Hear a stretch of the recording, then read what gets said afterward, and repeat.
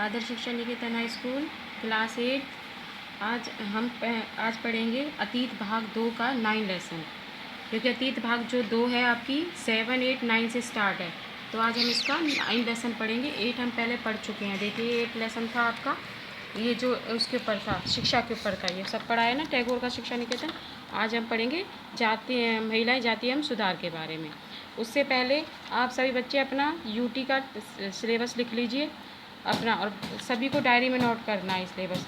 तो आपका 8th class SST का अतीत भाग 1 का आपका सेकंड लेसन आएगा, और अतीत भाग 2 का 8 और 9 लेसन आएगा, ठीक है। उसके बाद ज्योग्राफी का आपका सेकंड लेसन, और सिविक्स का 3 और 4 लेसन। ये मैं इतने सारे इसलिए दे रही हूँ, मैं कि जब भी मैंने कराए थे आपको साथ साथ लर्न करने के लिए कहा था, और अभी से आप लर्न करना शुरू करेंगे, ठीक है। ये लेसन पूरा हो जाएगा, फिर इसको भी लर्न करना है। तो आज पढ़ेंगे हम महिला और जातीय सुधार के बारे में। तो आपने देखा होगा कि 200 जो आजकल जो मध्य परिवार की जो ज़्यादा लड़की हैं, आपने देखा होगा आज स्कूलों में जाती हैं, कॉलेजों में जाती हैं, बड़े बड़े विश्वविद्यालयों में जाती हैं, शिक्षा ग्रहण कर चुकी हैं। कानूनी शादी के लिए उनका बालिग होना ज़रूरी है, यानी कि 18 वर्ष की उम्र होनी ज़रूरी है। वो किसी भी समुदाय के किसी व्यक्ति से शादी कर सकती हैं। महिलाएं वोट डाल सकती हैं। उनको सभी अधिकार जो एक लोकतंत्र शासन में होने चाहिए, वो सारे अधिकार मिले हुए हैं, ठीक है। इसके बाद इससे पहले क्या था कि 200 साल पहले हालत इतने सही नहीं थे। ज़्यादातर जो बच्चों की शादी कम उम्र में कर दी जाती थी। हिंदू मुसलमान दोनों धर्म के पुरुष जो ज़्यादातर अपने अपने ही धर्मों में शादी करते थे। और सती प्रथा का एक वो था कि सती शब्द का अर्थ होता सदाचारी महिला। तो क्या होता था कि पति मर जाता था तो उसके साथ उसकी पत्नी को जल्दी ही उसमें जलती हुई चिता में जला दिया जाता था। अगर कोई लड़की नहीं अपने पति के साथ नहीं जलती थी तो ज़बरदस्ती उसकी चिता में बैठा दिया जाता था।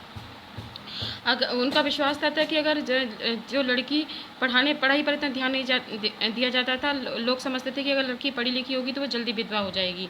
समाज में इतनी बुराइयां फैली हुई थी कि स्त्रियों पर बहुत अत्याचार होते थे। इसके अतिरिक्त जो समाज था हमारे 4 वर्णों में बटा हुआ था, जाति प्रथा ज़्यादा थी। 4 में जैसे ब्राह्मण, क्षत्रिय, शूद्र और वैश्य। वैश्य जो जाति थी उसको सबसे शूद्र जो जाति थी उसको सबसे निचले स्तर पर रखा गया था, और ब्राह्मणों को सबसे ऊंचे स्तर पर रखा गया था कि ब्राह्मणों को महान पंडित कहा जाता था। और उन जो सबसे शूद्र जाति से उनके साथ बहुत ज़्यादा अत्याचार किया जाता था, ठीक है।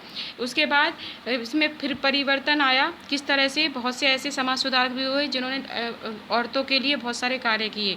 उनमें से एक हुए हैं राजा राम मोहन राय, जिन्होंने 1772 से 1833 तक औरतों के लिए बहुत सारे कार्य किए।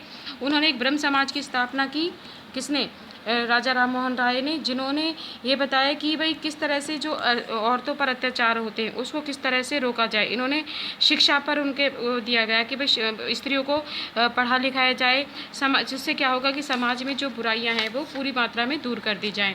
इस प्रकार राजा राम मोहन राय ने पश्चिमी शिक्षा पर प्रचार दिया। पश्चिमी शिक्षा यानी कि जो बाहर से जो शिक्षा थी, हमारा देश पूरब में आता है ना, तो उन्होंने पश्चिमी शिक्षा पर प्रचार करने पर दिया कि महिलाओं को स्वतंत्रता प्राप्त होगी, उनके समानता के पसदार होंगे। उन्होंने इसके बारे में क्या ही लिखा कि महिलाएं जो हैं घरेलू काम में ही बंद कर रह जाती हैं, इसलिए उन्हें पढ़ने लिखने की इजाज़त दी जाए। राजा राम मोहन राय ने संस्कृत, फारसी और कई यूरोपीय भाषाओं के अच्छे ज्ञाता थे। उन्होंने प्राचीन ग्रंथों में विधवा को जलाने की अनुमति नहीं दी। उन्होंने ये पढ़ा कि भाई किसी भी ग्रंथ में ये नहीं कहा गया है कि भाई विधवाओं को स्त्री को अपने पति के साथ जलना चाहिए, ठीक है। उन्होंने ये बताया कि उन्होंने कहा कि किसी भी ग्रंथ, अगर लोग ग्रंथ मानते हैं तो उन ग्रंथों में कहीं भी नहीं है। तो इस प्रकार 1829 में क्या हुआ, सती प्रथा पर रोक लगा दी गई और सती प्रथा को बंद कर दिया गया। इस तरह से स्त्रियों को जलाने से रोक दिया गया। राजा राम ने क्या ही रणनीति अपनाई, ठीक है। उनके बाद राजा राम मोहन राय के बाद क्या हुआ कि बहुत से और भी समाज सुधारक हुए जिन्होंने इनके लिए भी इस तरह से स्त्रियों के लिए भी कार्य करने शुरू कर दिए। जैसे उदाहरण के लिए यहाँ पर देखिए, ईश्वरचंद्र विद्यासागर ने विधवा पक्ष के लिए प्राचीन लिखा कि भाई क्योंकि विधवाओं के साथ बहुत ज़्यादा अत्याचार होता था, उन्हें अलग रहने के लिए बहिष्कार किया जाता था, अपने उसमें से विरोध बहिष्कार कर दिया जाता था, उन्होंने सफ़ेद वस्त्र पहने ले जाते थे, उनका भोजन अलग होता था।